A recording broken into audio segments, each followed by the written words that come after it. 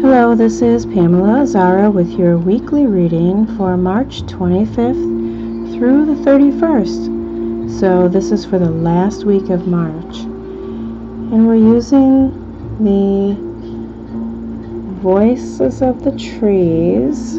This is an oracle deck, actually, not a tarot deck. And this had won out on the votes.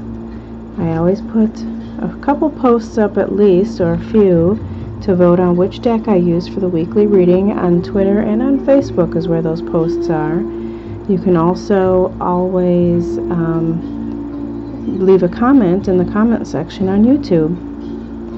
So I'm just going to shuffle the cards as always, asking for clarity and accuracy to come through. That'll be for the highest good for all who see this reading. I ask for a clear message for you, if you are watching.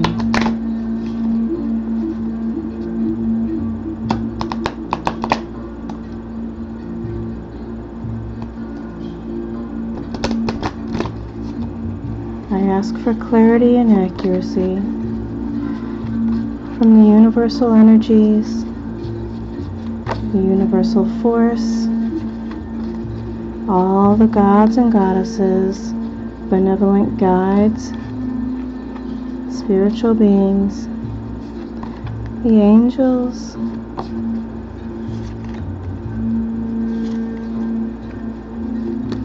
the archangels, the ascended masters,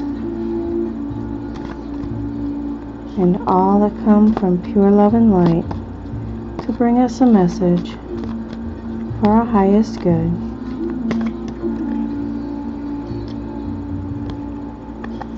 Here's a card for Monday and Tuesday, a card for Wednesday and Thursday, and then here's a card for the weekend, for Friday, Saturday, and Sunday. Okay. So for Monday and Tuesday, the 25th and the 26th, shows us challenge and justice. And this card shows us that mask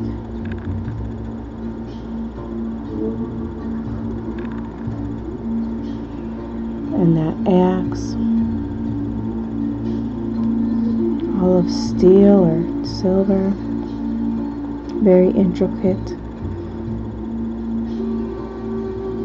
I'm really feeling that this mask isn't needed, that the challenge will not be such a harsh one as you may think it's going to be. I feel that on Monday and Tuesday, the 25th and the 26th, you're going to come across some challenges, and you need to keep in mind that balance. Watch the temper, watch the mood, watch the reactions. Just be aware, just allow. And take off the mask and be real. And there's no need for any violence or any protection beyond using your own guides, your own intuition, your own gut feelings.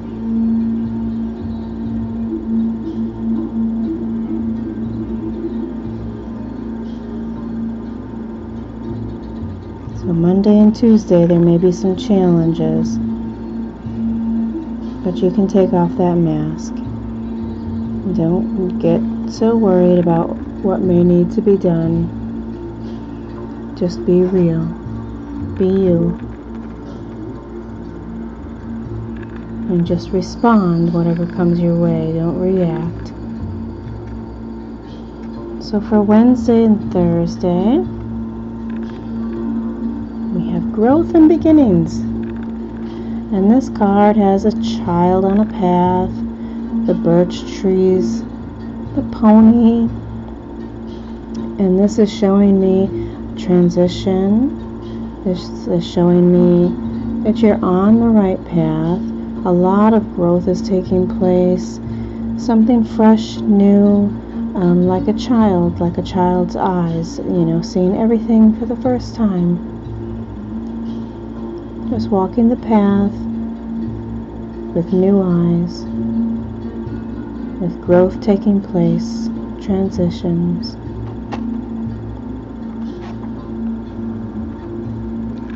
Let's see what the weekend brings for us.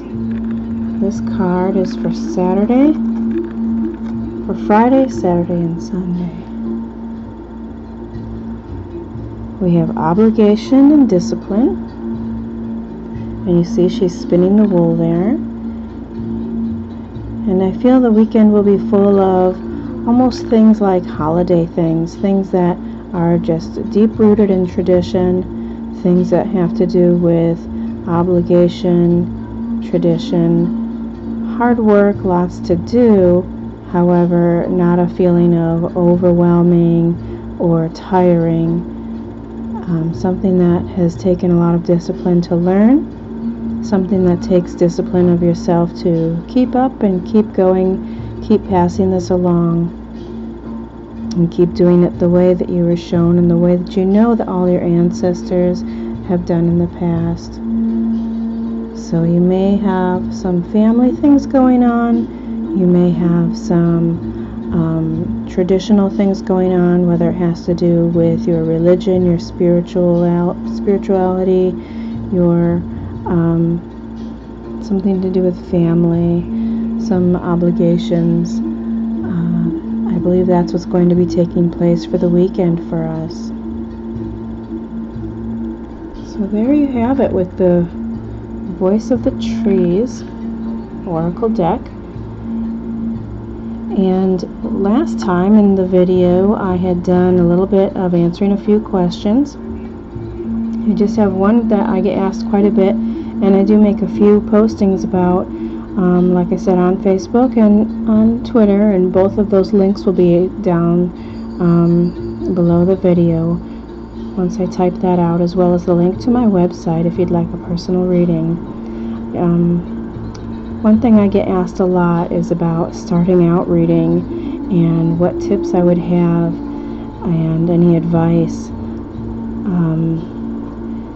I really feel it comes more from your intuition. It comes a lot of practice. I think that when you get a new deck, it's important to make it your own. You can take each card and meditate on it, do a little journal page on it, sleep with your deck of cards, or sleep with them next to you if you don't feel they'll be safe underneath your pillow or your mattress. Just get to know them, make them your own. You can use sage and crystals as I do, but that's not important. What's important is that whatever you do feels right to you, and that you have the right intentions with it. I don't really even like to read what the book says or the booklets that come with the decks. I don't even like to read it anymore. I like to look at each card and see what I get. And a lot of times when I'm reading just one-on-one for a person and not a weekly reading like this, I usually will get some intuitive guidance that is special just for that person, and I concentrate on that person as I shuffle. I do say most of the same things that I've said when I shuffle for the weekly readings, but I use that person's name, and I say their name over and over in my mind, and I also ask that I have a clear connection with them and with their spiritual side and with their subconscious. I ask for that clear connection to bring them guidance for their highest good and to bring them a clear message, and it usually does come through.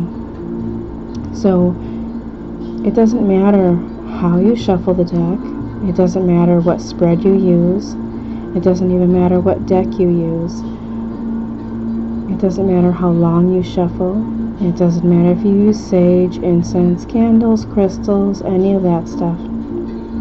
It doesn't matter. What really matters is that you have the right intentions. I think that practice, practice, practice. That's what it takes, and not that it makes perfect, because it really doesn't. I think anybody that says that they are a master card reader, if someone says they're a professional card reader, to me that just means that's how they make their living, that's their life. But to say that you're a master, that you know it all, I wouldn't trust that person. So it just is, the more you do it, the more comfortable you become with it, and the more validation you get when you are reading for somebody and someone says, oh my gosh, that's exactly right, or when I'm looking at a card and I see something that just keeps showing itself to me when I'm reading for someone. I keep looking back at that pebble, for instance. I keep seeing that pebble, my eyes can't get off of that pebble, or I notice something in the card that I've never seen before. It has to have a special meaning for that person. So you don't try to think about it. You don't try to think, what could it mean? How can I say this? You just say it. You say, and you know, my eyes keep going towards the water. Does that have some sort of special meaning for you, or does that mean something to you that you would understand? And they don't have to answer you to tell you what it means, but just, yes, it does. You know, usually they do tell you, though, what that meaning is, and how that fits so perfectly with what the cards had to say. But just say it, just put it out there.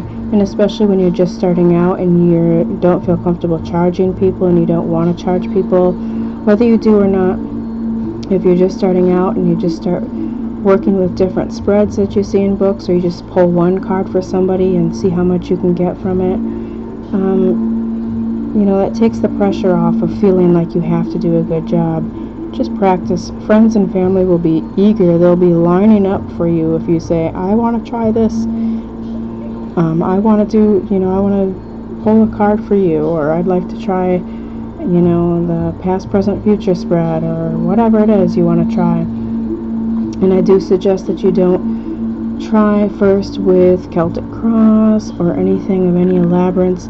You want to try with something just simple, like pulling a card, or the past, present, future, or something like that, because you don't want to have your mind thinking too much of what card do I put where, and what does that mean in that space.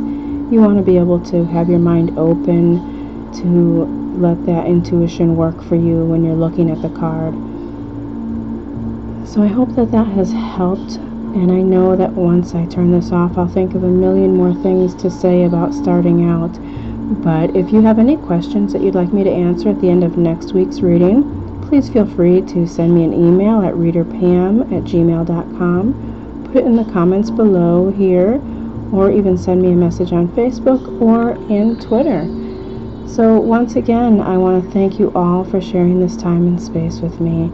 Thank you so much. I really appreciate it. I'm very honored and blessed that you even click on my videos, that you even watch them. I really appreciate it. Thank you very much. Have a wonderful week.